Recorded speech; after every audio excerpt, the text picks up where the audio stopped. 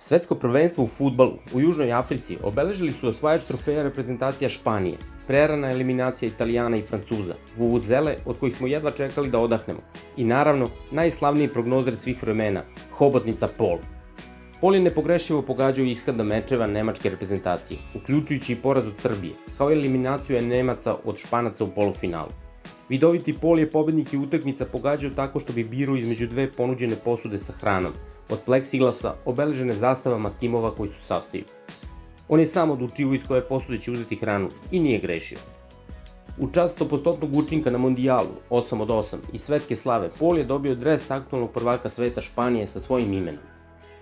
Pošto je inače poreklom iz Engleske, posle prvenstva ponovo je bio u centru pažnje fudbalske javnosti, kada je imenovan za ambasadora kandidature Engleske za svetsko prvenstvo 2018. godine.